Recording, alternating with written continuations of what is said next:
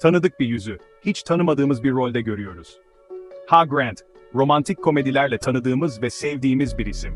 Onu genellikle güler yüzlü, esprili ve çekici karakterlerde izledik.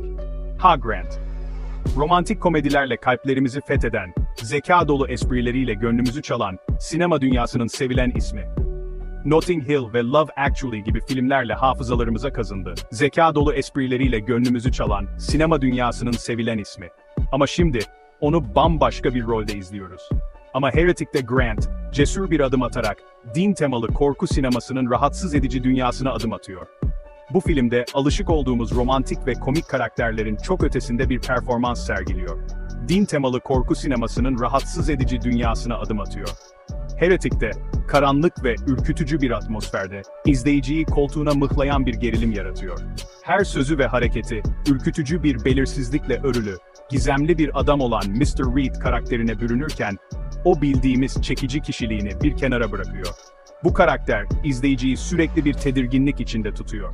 Gizemli bir adam olan Mr. Reed karakterine bürünürken, o bildiğimiz çekici kişiliğini bir kenara bırakıyor. Gözlerindeki pırıltı yok oluyor ve yerine, içinizi ürpertirken, bir yandan da sizi kendine çeken, tekinsiz bir yoğunluk geliyor. O bildiğimiz çekici kişiliğini bir kenara bırakıyor.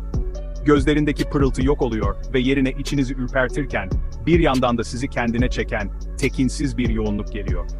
Gözlerindeki pırıltı yok oluyor ve yerine, içinizi ürpertirken, bir yandan da sizi kendine çeken, tekinsiz bir yoğunluk geliyor. Bu yeni rolüyle, Hugh Grant'in oyunculuk yeteneğinin ne kadar geniş bir yelpazeye sahip olduğunu bir kez daha görüyoruz. İçinizi ürpertirken, bir yandan da sizi kendine çeken, tekinsiz bir yoğunluk geliyor. Heretic'teki performansıyla, Hugh Grant'in sadece romantik komedilerde değil, aynı zamanda korku ve gerilim türlerinde de ne kadar başarılı olabileceğini kanıtlıyor. Bir kapı çalınışı ve bir anda altüst olan bir dünya.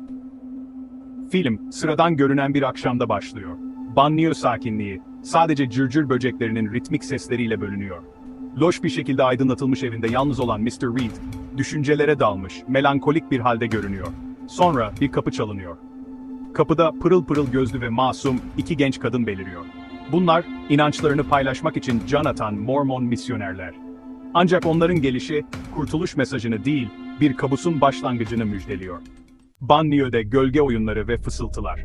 Genç kadınlar, Mr. Reed'in evine adım attığı anda, elle tutulur bir değişim yaşanıyor. Hava, gerilimle yükseliyor. Titreşen lamba ışığında gölgeler dans ediyor gibi. Koridorlardan zar zor duyulabilen fısıltılar yayılıyor. Başlangıçta dini bir coşkuyla dolu olan kızlar, kendilerini derinden üşüten bir tedirginlikle boğuşurken buluyorlar. Neşeli tavırları, yerini giderek artan bir dehşete bırakıyor. Bu evde bir şeylerin fena halde ters olduğunu, sıradanlığın yüzeyinin altında uğursuz bir şeylerin gizlendiğini hissediyorlar. Karanlıkta kahkaha. Heretic, salt dehşet anlarını, rahatsız edici bir mizahla ustalıkla harmanlıyor. Film, ucuz korku taktiklerine başvurmuyor. Bunun yerine, insanı koltuğunda gergin bir şekilde güldüren, karanlık bir şekilde komik anlarla noktalanan, sinsice ilerleyen bir dehşet atmosferi yaratıyor. Mükemmel komedi zamanlamasıyla Grant, Mr. Reed karakterine ne kadar rahatsız ediciyse o kadar da etkisizleştirici, alaycı bir zeka katıyor. Kızların inancıyla oynayan, sözleri zehir ve üstü kapalı tehditlerle dolu bir usta manipülatör o. Sınanan inanç, sorgulanan insanlık. Film doruk noktasına ulaşırken, karakterler inançlarının sınırlarını zorlandığını görüyor. İnançlarının merkezindeki karanlıkla yüzleşen genç misyonerler, tanrılarının bir zamanlar inandıkları kadar merhametli olmadığı ihtimaliyle boğuşmak zorunda kalıyorlar. Öte yandan Mr. Reed, kendi inancı çarpık ve yozlaşmış bir şeye dönüşmüşken, onların ıstırabından zevk alıyor gibi görünüyor. Heretic kolay cevaplar sunmuyor. Bunun yerine, inanç, şüphe ve iyiliğin ve kötülüğün özüne dair zorlu sorular soruyor. Şeytan ayrıntıda gizli Grant'in oyunculuğu. Hugh Grant, Mr. Reed rolünde, izleyiciyi derin bir korku ve merak içinde bırakıyor. Onun performansı, sadece bir oyunculuk değil, adeta bir sanat eseri. Hugh Grant'in performansı, tam anlamıyla dönüştürücü nitelikte.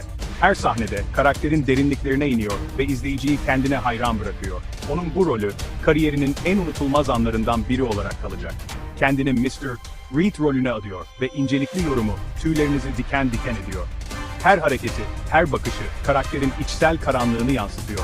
Bir zamanlar yaramazlıkla parlayan gözleri, şimdi ürkütücü bir delilik pırıltısı taşıyor. Bu gözler, izleyiciyi hipnotize ediyor ve karakterin derinliklerine çekiyor. Genellikle bu kadar yatıştırıcı olan sesi, zehir damlatıyor. Her kelime maksimum psikolojik hasar vermek için özenle seçilmiş.